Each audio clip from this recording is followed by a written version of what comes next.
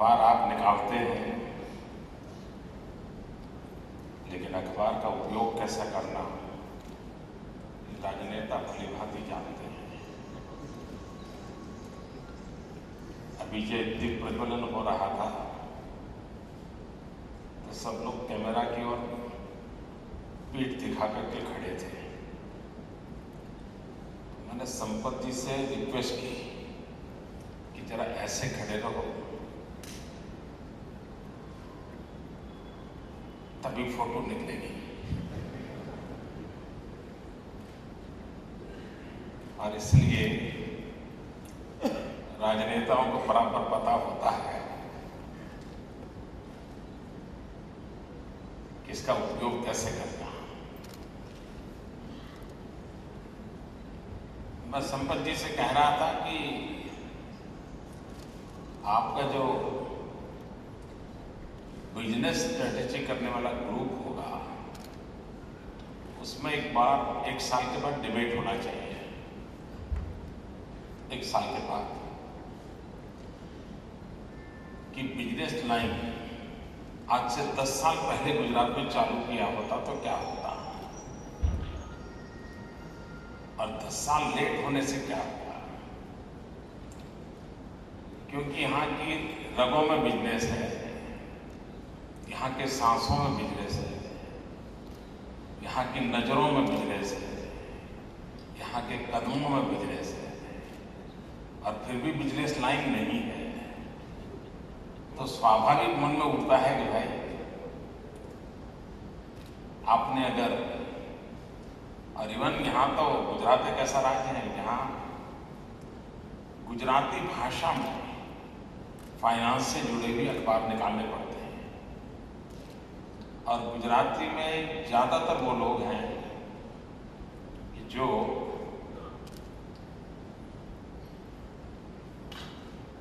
Regular अखबार को बाद में हाथ लगाते हैं, पिंक पेपर को हाथ लगाते हैं पहले। एक समय था गुजरात में, मैं बहुत छोटा था, अभी तो मुझे बाद में कब चेंज आया बहुत स्मरण नहीं है। इवन गुजराती अखबारों में भी पेज सेकंड पूरा का पूरा शेयर मार्केट, भाव किस बाजार में क्या, उसी से भरा रहता था। और अखबार आते ही यूथ जो था वो अखबार के लास्ट पेज को देखता था, और जो यूथ से थोड़ा आगे निकला है वो सेकंड पेज को देखता था। क्योंकि last page was dedicated to sports, and Gujarat was only state at that time कि जहां अखबारों में स्पोर्ट्स के लिए एक पूरा पेज डेडिकेटेड हुआ करता था। और सेकंड पेज मेनली पूरी तरह मार्केट रिलेटेड इश्यूज पर डेडिकेट रहता था। पॉलिटिकल न्यूज समय मिलता था तो फिर देखता था, लेकिन इन चीजों को बारीकाई से देखता था। इवन उसका क्लाइंट भी कोई बहुत बड़े बिजनेस प्रोफेशनल से उसके क्लाइंट नहीं थे।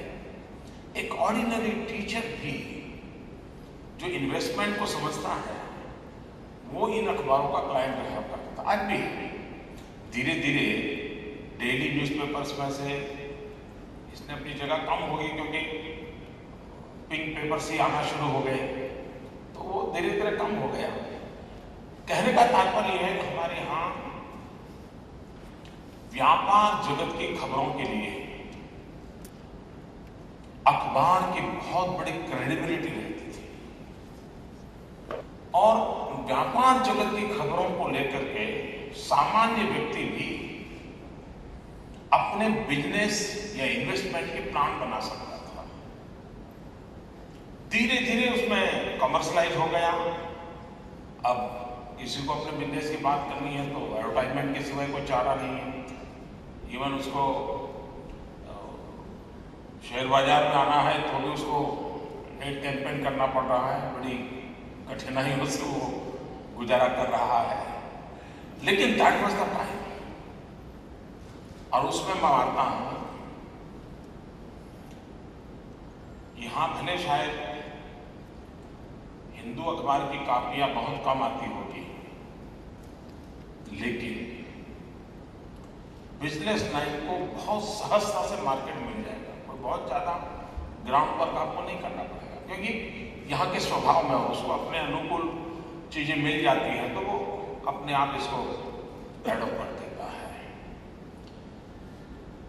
मुझे फायदा इस बात का है कि बिजनेस लाइन आने से, और जब मैं मुझे कहता हूं तो मैं मोदी की बात नहीं करता, मेरे दिमाग में गुजराती भरा रहता है। गुजरात को फायदा इस बात का है कि बिजनेस लाइन यहां फुल फ्लेज एक्टिव होगा, तो यहां की बिजनेस लाइन का फोकस गुजरात होगा और वो in tune with all 20 editions होगा, और नेचुरली ऑल 20 एडिशंस में यहां का जो माल जाएगा उसको जगह मिलेगी।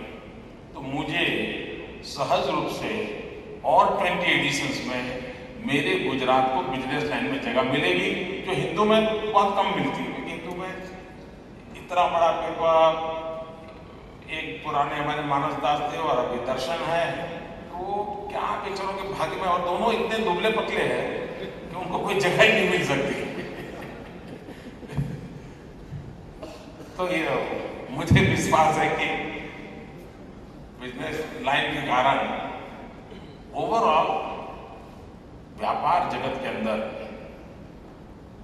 हम लोगों को गुजरात की बात को, गुजरात की आर्थिक विषय जो हमारा यानी हम लोगों का स्वभाव ही उन्हीं चीजों से जुड़ा हुआ, तो उसमें काफी काम आएगा ऐसा मुझे लगता है। एक प्रकार से आज बिजनेस लाइन का लॉन्चिंग भी है और मीडिया का गेट टुगेदर भी है। सभी उसी दुनिया के लोग यहाँ आज इकट्ठे आए हैं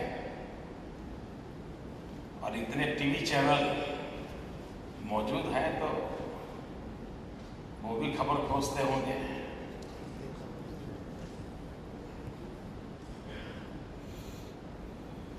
अच्छा होगा मैं भी कुछ ऐसे ही विषयों पर बात करूं ताकि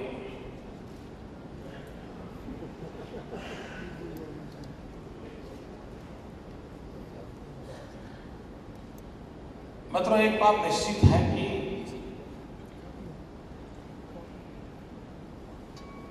print media, electronic media and now social media,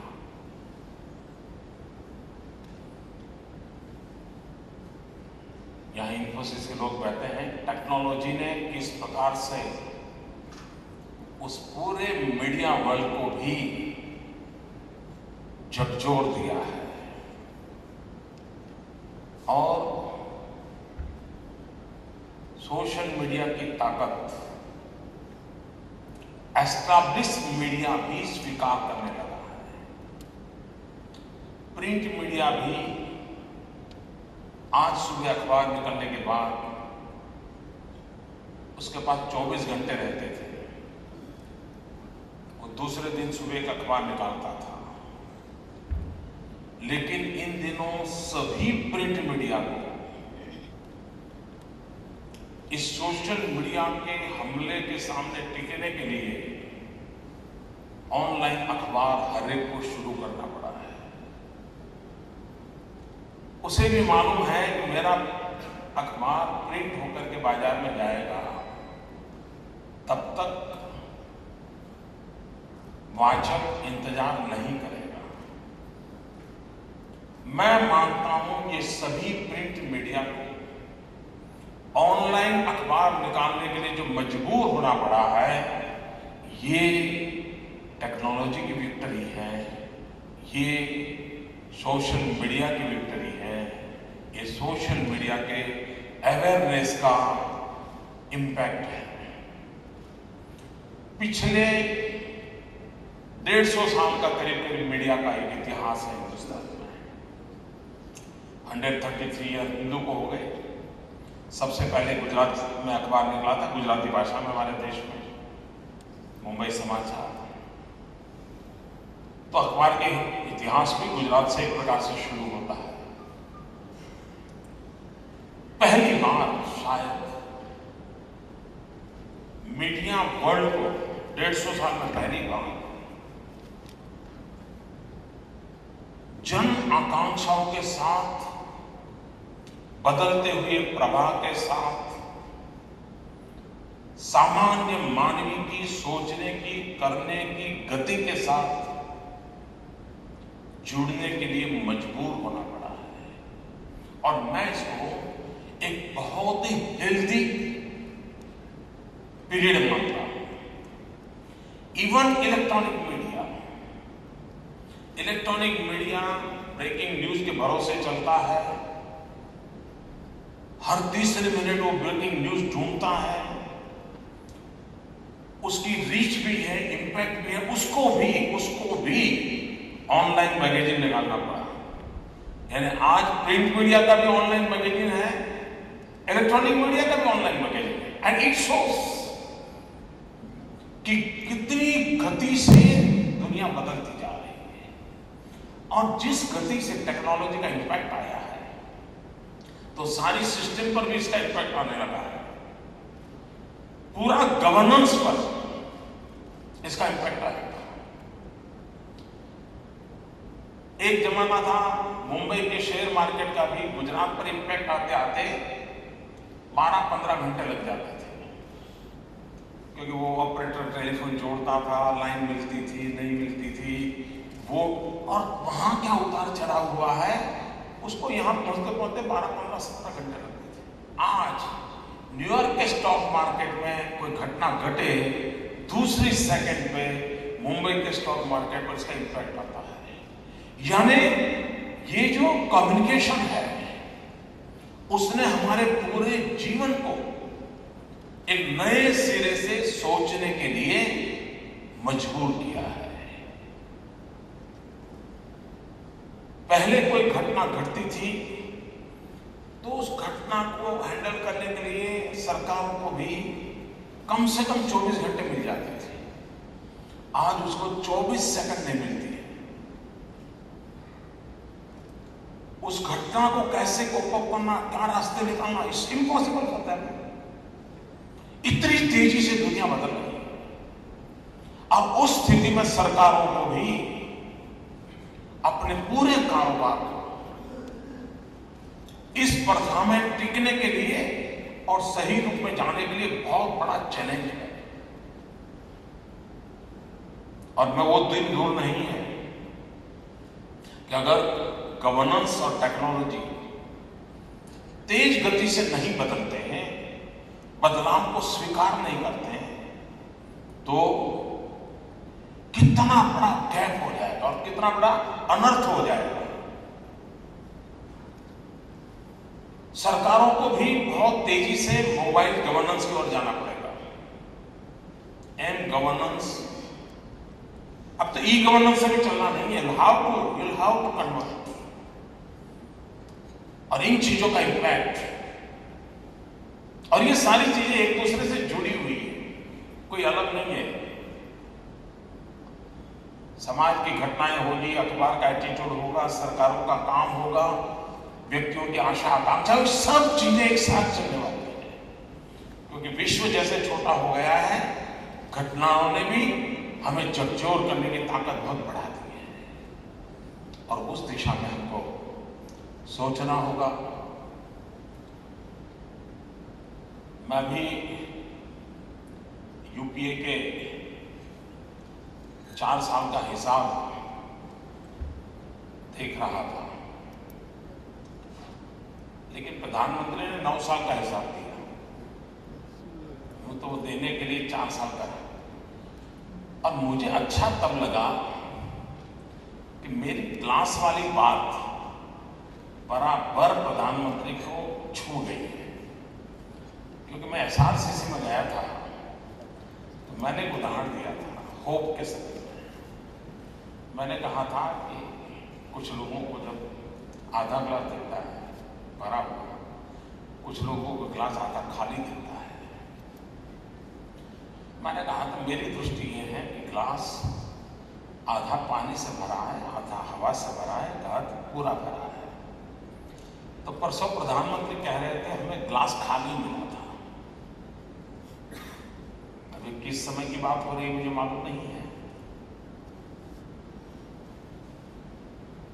लेकिन पिछले 9 साल में एक ग्लास भ्रष्टाचार से इतना भर गया है कि जिसमें अब भरोसे के लिए कोई जगह नहीं बची है, विश्वास के लिए कोई जगह नहीं बची है। और दुर्भाग्य से सामान्य के सामान्य मानवी को भी उसी ग्लास में से बेचारे को कुछ न कुछ लेना पड़ता है जो भ्रष्टाचार से भरा पड़ा है।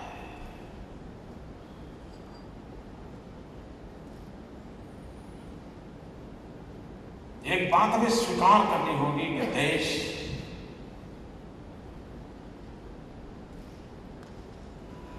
टोटली पॉलिसी पैरालिसिस में गुजर रहा है।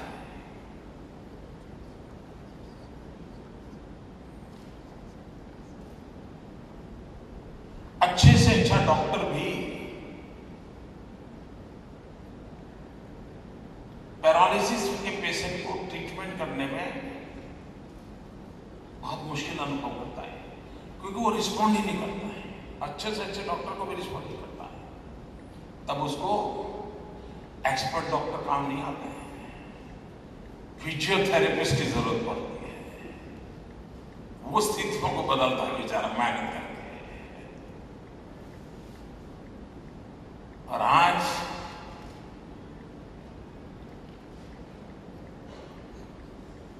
हम सब के लिए चिंता करें, irrespective of any political party, हम सब के लिए चिंता करनी चाहिए। अब यहां माइक की रचना ऐसी थी, मुझे क्षमा करना भाइयों, हम लोग, मैं सुन नहीं पा रहा था, आपके भाषण में सुन नहीं पाया, इसलिए मुझे मालूम नहीं है कि गोपाल कृष्ण जी ने मेरी तारीफ की थी या नहीं की थी, गुजरात की तारीफ की थी कि नहीं की थी, लेकिन मुझे 2 दिन में पता चल जाएगा। अगर कोई इनकम टैक्स का नोटिस आपको आया तो मैं मान लूंगा कि आज आपने मेरी तारीफ की थी। कोई भारत सरकार का आप पर हमला आया तो मान लेना कि आपने मेरी तारीफ की थी। अभी नारायण मूर्ति जी ने पिछले हफ्ते तारीफ की, तो दूसरे दिन इन्फोसिस को 500 करोड़ का नोटिस आ गया। तो मुझे सुनाई तो नहीं दे रहा था, लेकिन 1-2 दिन में पता चल जाएगा यहाँ क्या हुआ था। यहाँ अखबार में मेरी तस्वीर छपी है, लेकिन हिंदू को कोई प्रॉब्लम नहीं आएगा, उसके कारण अलग है, उनको कोई मुश्किल नहीं होगा। मतलब बात सही है, लोकतंत्र में ये हमारी 5वीं जागीर है। 4थी और 5वीं दोनों मैंने मिला दी, क्योंकि सोशल मीडिया ने भी एक बहुत बड़ी जागीर के रूप में ताकत पाई है। आधे दिन की आधी घटनाएं उसका reporting driven by the social media है। कुछ घटनाएं मैं देख रहा हूं 5 दिन तक मीडिया ने उसको ब्लैकआउट किया है, लेकिन सोशल मीडिया का इतना प्रेशर आता है कि 6th डे को मीडिया को भी उसको फॉलो करना पड़ता है। तो यानी कि नई जागीर पैदा हुई है। और आम आदमी की, सामान्य मानव की, कुछ वेस्टेड इंटरेस्ट ग्रुप उसमें अपना कब्जा जमाने की कोशिश करते होंगे, लेकिन बाय एंड लार्ज सामान्य मानवी की आवाज आज तो है, कल क्या होगा ये जानता नहीं। मित्रों, मैं 2 चीजों को देख रहा हूं आज जब मीडिया के मित्रों के बीच में बैठा हूं तब। भारत एक दुनिया का सबसे बड़ा लोकतांत्रिक देश है, और हम हमारी लोकतांत्रिक परंपराओं के लिए गर्व करते थे। गांधी के नेतृत्व में चले आजादी के आंदोलन का ट्रांसफॉर्मेशन के रूप रंग के लिए हम गर्व करते हैं। सामाजिक जीवन के वैल्यूज के विषय में हम आदर करते हैं। लेकिन उसी देश को, लोकतंत्र की इतनी गौरव करने वाले देश को एक कलंक लग गया। 1975 26 जून जब श्रीमती इंदिरा गांधी कांग्रेस की सरकार ने इस देश पर आपातकाल लगाया, इमरजेंसी आई, और इमरजेंसी के कारण हिंदुस्तान के सभी अखबारों पर ताले लग गए थे, जिसका आज हम गौरवगान करते थे, इस पर उसका मृत्यु घट बच गया था। और मैं उस लड़ाई में था, इसलिए मुझे पता है उस 18 महीनों तक देश का मीडिया क्या गीत गाता था, कैसे लेट गया था। यानी लोकतंत्र के सामने बड़ा संकट का रूप आ गया था। जो मानसिकता 26-25 जून को थी, उस परंपरा से जिए पले बड़ों की क्या आज वो मानसिकता है या नहीं है, एक बार सोचने की जरूरत है। उस समय अखबारों को ताला लगाने का काम किया था इमरजेंसी के नाम पर। आज उसी परंपरा से पले बड़े लोग क्या करते हैं, अपनी आलोचना सहन नहीं कर पा रहे। अगर कोई सत्य उजागर करते हैं तो उसके खिलाफ डंडा चलाया जाता है।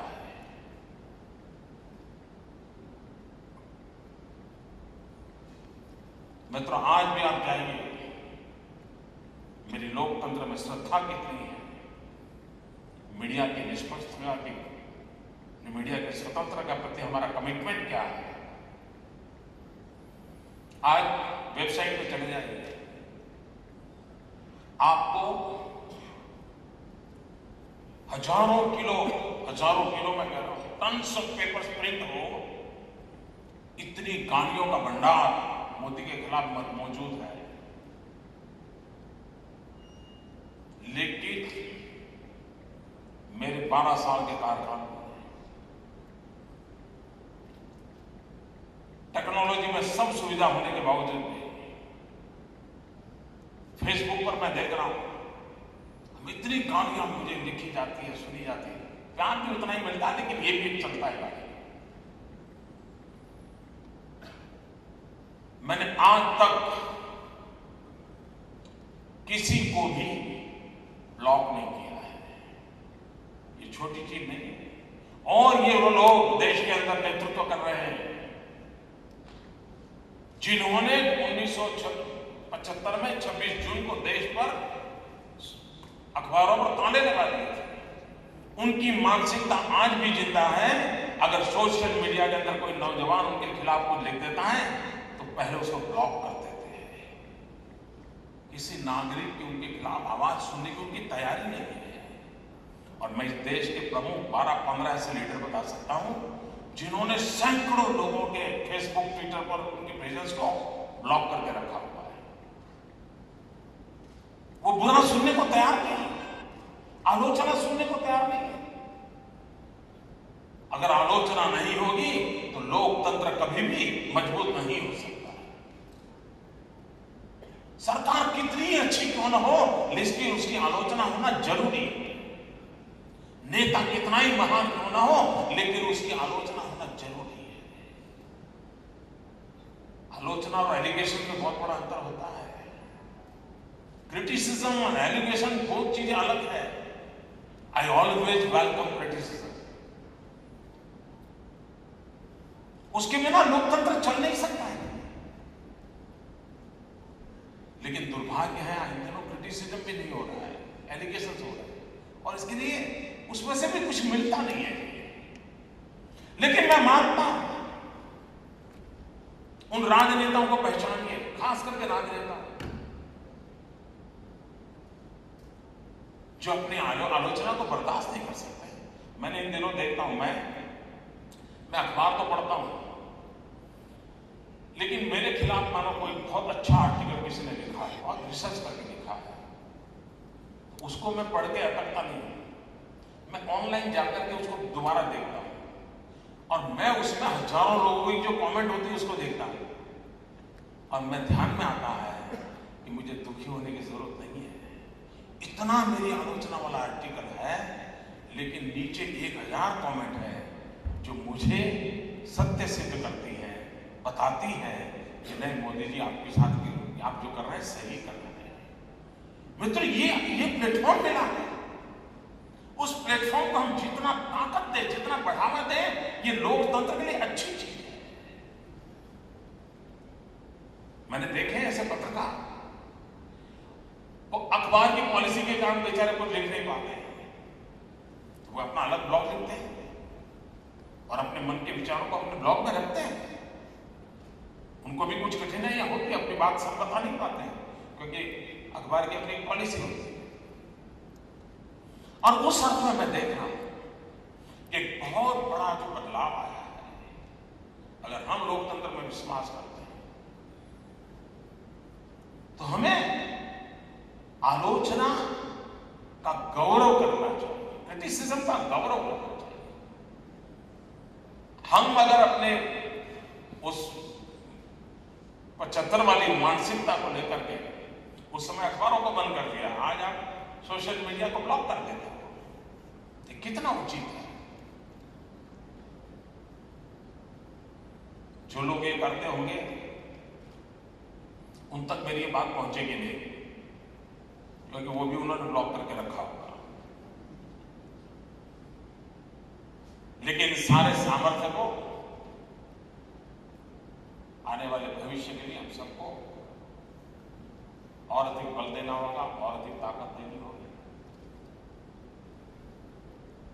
मुझे विश्वास है बिजनेस लाइन फलेगा फूलेगा और बहुत देखते ही देखते उनकी जो 20 एडिशन में है, आर्थिक दृष्टि से नंबर 1 पर पहुंच जाएगा। आप भरोसा कीजिए, आपकी 20 एडिशन जितनी कमाई करके देते हैं, उससे ये अहमदाबाद वाली एडिशन सबसे ज्यादा कमाई करके देगा। और तब आपको ध्यान में आएगा कि 10 साल लेट होने का नुकसान क्या है। खैर मित्रों, मुझे आने का अवसर मिला, मैं आपका आभारी हूं